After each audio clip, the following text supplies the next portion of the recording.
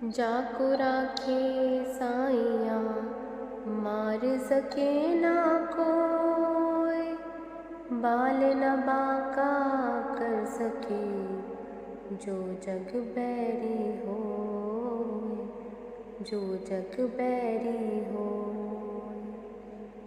बाबा मेरी रक्षा करना साईं, मेरी रक्षा करना बाबा, मेरी रक्षा करना साईं, मेरी रक्षा करना बाबा, मेरी रक्षा करना। हालत मेरी देख देख कर हंसने लगा ज़माना, हालत मेरी देख देख कर हंसने लगा ज़माना। लाखों करोड़ों हाथों वाले, लाखों करोड़ों हाथों वाले, मेरी लाज बचाना साईं, मेरी लाज बचाना। बाबा मेरी रक्षा करना साईं, मेरी रक्षा बाबा, मेरी रक्षा करना देवा, मेरी रक्षा करना बाबा, मेरी रक्षा करना। ओम साई राम। आप सभी पर साईं बाबा की कृपा होती रहे। आज हम अध्याय 6 का अध्ययन करेंगे।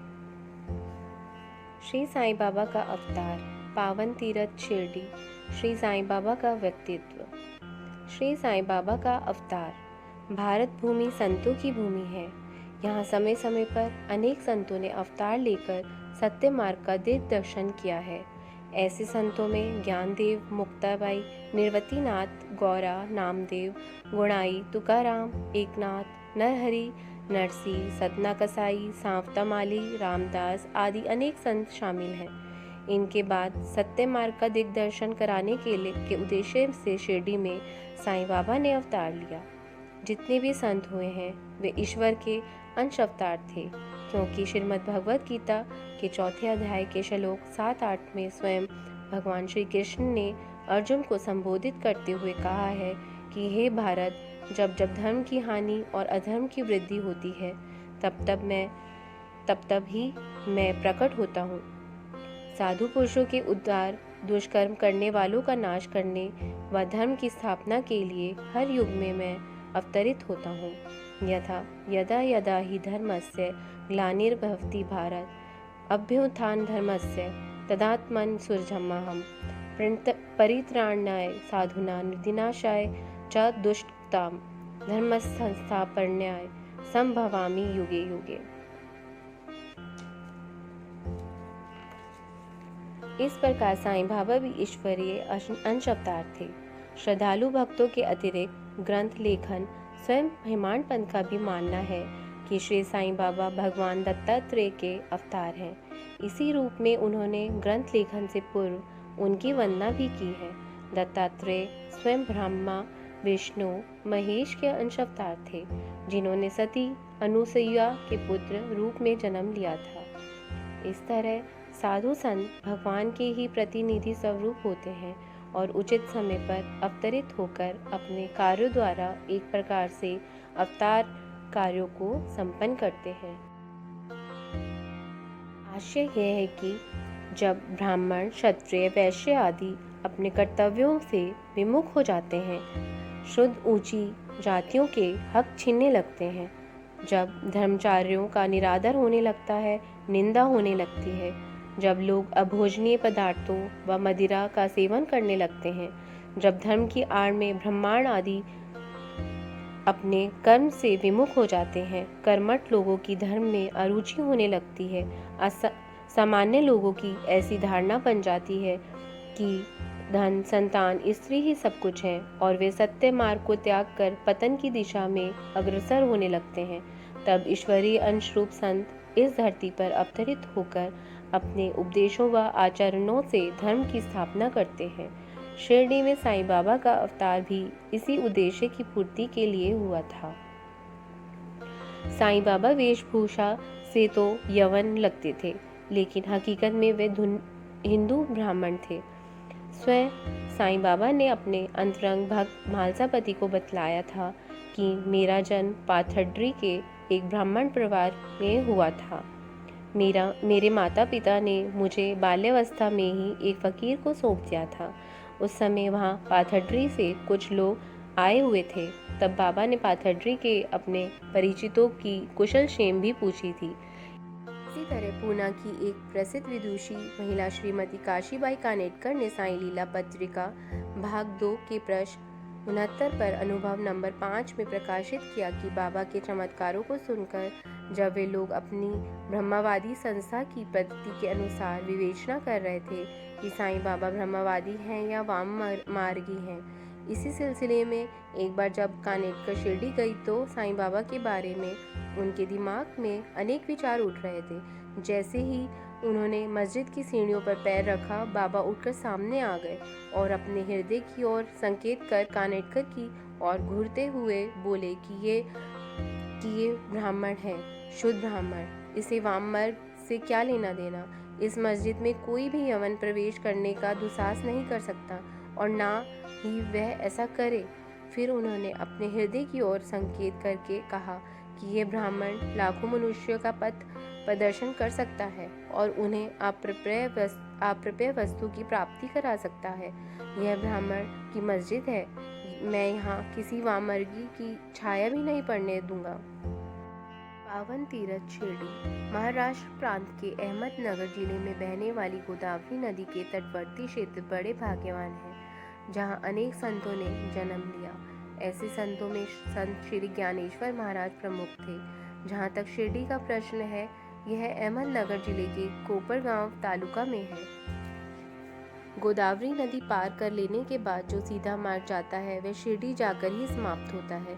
करीब 8 मील चल लेने के बाद नीम गांव पहुंचने पर वहां से शिरडी के दर्शन होने लगते हैं। शिरडी भी उतना ही प्रसिद्ध तीर्थ स्थल है जितना कृष्णावादी के तटवर्ती अन्य तीर्थ स्थल गंगापुर, नरसिंहवाड़ी, औदुंबर आदि प्रसिद्ध हैं।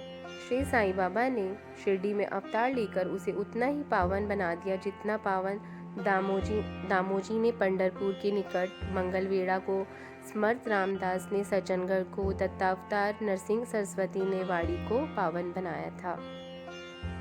श्री साईं बाबा का व्यक्तित्व। श्री साईं बाबा शांति प्रिय व ज्ञान के प्रतिरूप ही थे। वे राजा कर्ण के समान दानी थे। सांसारिक पदार्थों में उनकी कोई रुचि नहीं थी। वैष्णव भक्त शिरडी में ही श्री साईं बाबा का सानिध्य व आश्रय प्राप्त पाते थे। वे सदैव अंतर्मुखी रहते थे, जो उनके जीवन का लक्ष्य भी था। अंतर्मुखी रहने से तात्पर्य आत्मस्वरूप में निमग्न रहते थे। उनका हृदय शीशे की भांति उज्ज्वल था। उनके श्रीमुख से अमृतमय वचनों की वृष्टि होती रहती थी। उनकी दृष्टि में अमीर गरीब, ऊंच नीच सब समान थे। मान अपमान की उन्हें कोई फिक्र नहीं थी। श्री साईं बाबा निर्भीकता से संभाषण करते थे। हर प्रकार के लोगों से मिलते जुलते थे। वे नृत्यकियों के नृत्य देखते थे तो गजल कवालियां भी सुना करते थे। इतना सब होने पर भी वे समाधि में ही रहते थे। उनके होठों पर सदैव अल्लाह का नाम रहता था। जब सारा संसार सो जाता था तब वे जागते थे। उनकी ये स्थिति निर्गुण संत कबीर जैसी थी। कबीरदास जी भी रात में जागते रहते थे। उन्होंने स्वयं कहा भी है कि सुखिया सब संसार है, खाए अरु सोए, दुखिया दास कबीर है, जागे अरु रोए। श्री साईं बाबा का हृदय सागर की भांति शांत था। कोई भी उनकी कार्य प्रणाली से वाकिफ नहीं था। वे रहते थे केवल शिरडी की मस्जिद द्वारका माई में, लेकिन उन्हें संसार के सारे व्यवहार व्यापार का संपूर्ण ज्ञान था। वे नित्य ही की वंदतियों कहते रहते थे, फिर भी उनकी अखंड शांति कभी भंग नहीं होती थी, अर्थात आत्मस्वरूप से लौ हट नहीं हटती थी। वे प्राय मस्जिद की दीवार के सहारे बैठे रहते थे और सुबह शाम व दोपहर को वायु सेवन के लिए लेंडी व चावड़ी की तरफ चले जाया करते थे। उस समय भी वे अपने आत्मस्वरूप में निमग्न रहा करते थे। वे सिद्ध पुरुष थे, फिर भी उनका आचरण सामान्य लोगों की तरह था। वे विनम्र, दयालु, निर्भिमानी थे।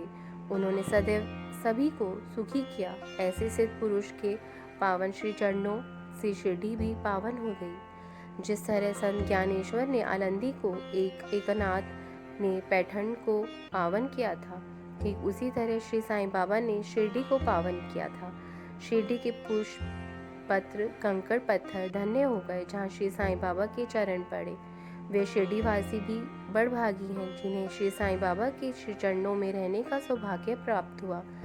एक तरह से भक्तों के लिए शिरडी दूसरा पंढरपुर, जगन्नाथपुरी, द्वारका, काशी, महाकालेश्वर, कोकण, महाबलेश्वर बन गई। भक्तों के लिए श्री साईं दर्शन ही वेद मंत्र था, योग साधन था।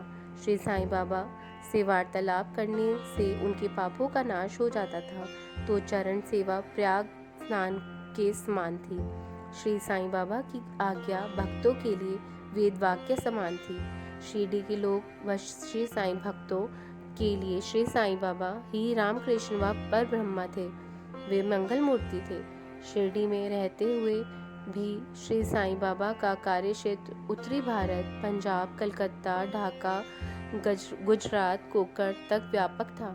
दिनों दिन उनकी महानता की वृद्धि होती जा रही थी। उनके दर्शनों के लिए दूर दराज से आने वाले भक्तों का तांता लगा रहता था। श्री साईं बाबा के दर्शन मात्र करने से ही भक्तों को परम सुख की प्राप्ति हो जाती थी। वे आनंद की अनुभूति करने लगते थे। श्री साईं बाबा में भक्तों को अनेक आराध्य के दर्शन होते थे। इसमें अतिशयता कुछ भी नहीं है। अगले अध्यायों में ऐसे चमत्कारों का वर्णन किया जाएगा। ऐसा था श्री साईं बाबा का विलक्षण व्यक्तित्व। ओम साईं नमो नमः। ओम साई राम। ओम साई राम। साईं बाबा आप सबकी हरदम रक्षा करें। कोई गलती हुई हो तो मुझे क्षमा करना।